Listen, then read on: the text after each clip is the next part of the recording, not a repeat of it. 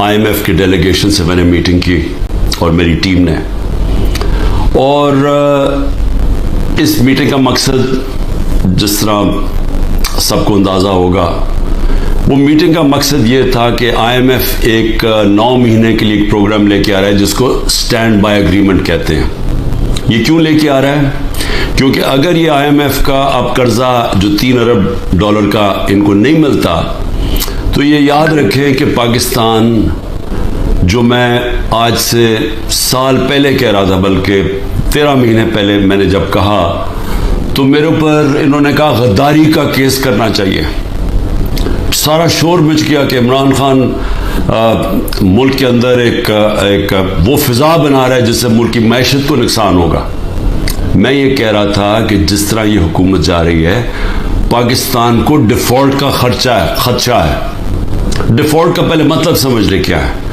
Default کا مطلب یہ ہے کہ اگر ان کی ابھی پچھلے مہینے 38% مہنگائی تھی, پاکستان کی تاریخ کی سب سے زیادہ ہے, تو اگر پاکستان ڈیفالٹ کر جاتا ہے, یعنی اپنے قرضے واپس نہیں کر سکتا, تو یہ اس سے دگنی ہو جائے گی, یہ 60% پہ پہنچ جائے گی.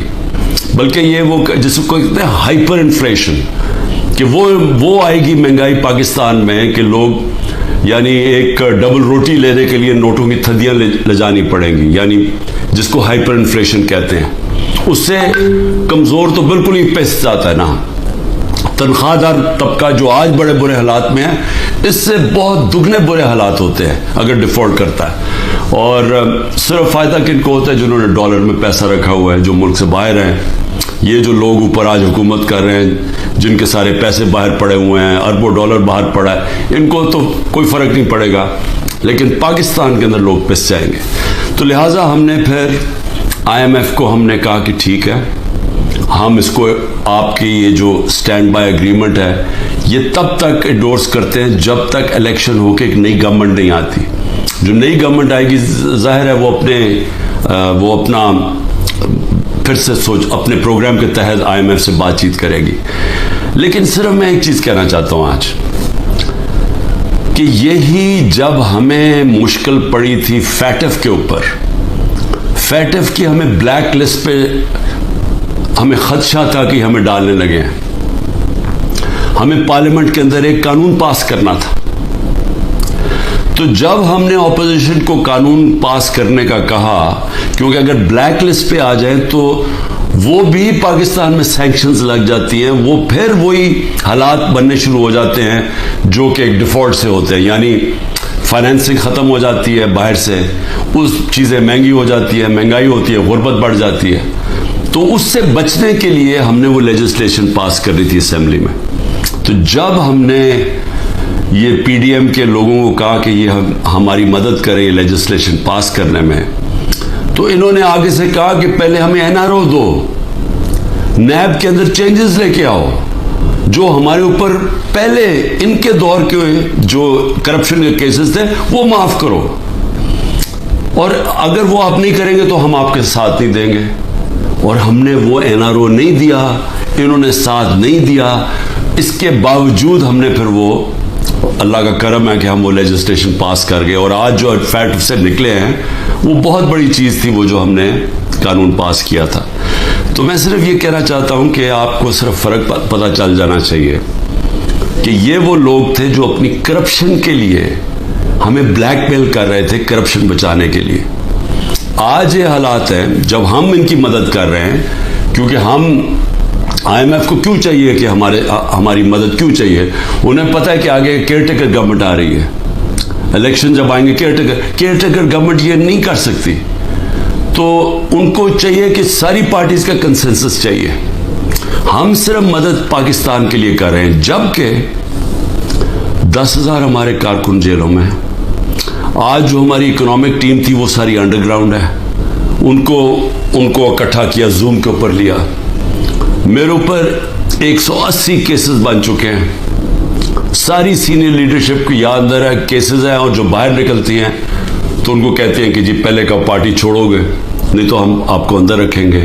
جو ہمارے لیڈرشپ جیل میں ہیں ان کے اوپر انتہا قسم کا پریشر ڈالا جا رہا ہے. جو بھی گلگت بلتستان کے اندر جو ڈرامہ کیا گیا ہے, آپ یہ سوچیں کہ جو ممبرز کے اوپر انہوں نے پریشر ڈالا, ہمارے پاس تو نمبر پورے تھے, پہلے پارلیمنٹ کے اندر گھسنے نہیں دیا, اب اس کے بعد ایک ایک ممبر کے اوپر پریشر ڈالا ہے, وہی کرنے جا رہے ہیں جو کہ انہوں نے آزاد کشمیر میں کیا تھا. تو ایک طرف تو یہ ہو رہا ہے, اور اس کے باوجود ہم آج کیونکہ ہمارے ملک کو نقصان نہ ہو, ہم نے یہ فیصلہ کیا ہے کہ ہم اس اسٹینڈ بائی ایگریمنٹ کو بیکنگ دیتے ہیں تب تک جب تک الیکشن نہیں ہوتی. اب اس میں دو اور چیزیں تھیں. میں نے آئی ایم ایف کے جو امریکہ سے جو ہیڈ تھے, ان سے جو میں بات کر رہا تھا, ان کو میں نے ایک چیز سمجھائی کہ میں نے کہا جب تک اس ملک میں پولیٹیکل سٹیبلٹی نہیں آتی, سیاسی استحکام نہیں آتا, تو یہ جو جس طرح یہ ملک چل رہا ہے,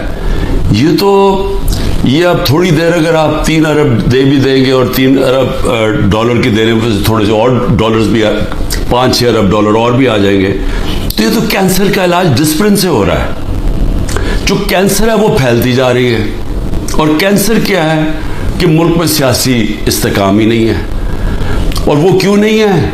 کیونکہ یہ سب پارٹیز نے مل کے اور ساتھ اسٹیبلشمنٹ, کیونکہ تحریک انصاف اقتدار میں نہ آئے, الیکشن تب کروائیں گے جب یہ سمجھتے ہیں کہ پارٹی تحریک انصاف الیکشن نہیں لڑ سکے گی. جب ان کو اوپر اتنا دباؤ ڈالیں گے, اس کو اس طرح کرش کریں گے کہ جب وہ بالکل الیکشن نہیں لڑ سکے گی تب الیکشن کروائیں گے. میں آج اپنی قوم کے سامنے کہنا چاہتا ہوں کہ یہ جب سے رجیم چینج ہوا ہے, جب سے ہماری گورنمنٹ گرائی ہے, تب سے کوشش کر رہے ہیں پارٹی کو ختم کرنے کی. اور کوئی ان کو جو سب اوپر پاور میں بیٹھ کے تحریک انصاف کو ختم کرنے کی کوشش کر رہے ہیں, ان کو کوئی ملک کی فکر نہیں ہے. انہوں نے جو پاکستان کی معیشت سے کیا, میں آپ کو پھر کہتا ہوں دشمن بھی نہ کرے. میڈیا کنٹرول کر لیا ہے, ایک کنٹرول میڈیا ایک بات کرتا جا رہا ہے کہ جو ہو یہ تو پیچھے سے یہ تحریک انصاف کی وجہ سے ساری مشکلات آئی ہیں. پھر سے میں کہتا ہوں کہ ہر سال شائع ہوتا ہے اکنامک سروے آف پاکستان. ذرا اکنامک سروے آف پاکستان میں دیکھ تو لیں کہ بینکرپٹ گورنمنٹ 2018 میں ملی, اور کرونا کے باوجود کیسے اس 6% پاکستان کی معیشت آگے بڑھ رہی تھی, گروتھ ریٹ تھی. 2 آخری سالوں میں جو ایوریج تھی وہ 6% تھی. تو کتنی دفعہ پاکستان کی معیشت تیزی سے اوپر گئی ہے. انڈسٹری بڑھ رہی تھی, دولت میں اضافہ تھا, پر کیپٹا انکم بن رہی تھی, ٹیکس بڑھ رہے تھے, ایکسپورٹس بڑھ رہی تھی, ریمیٹنسز بڑھ رہی تھی.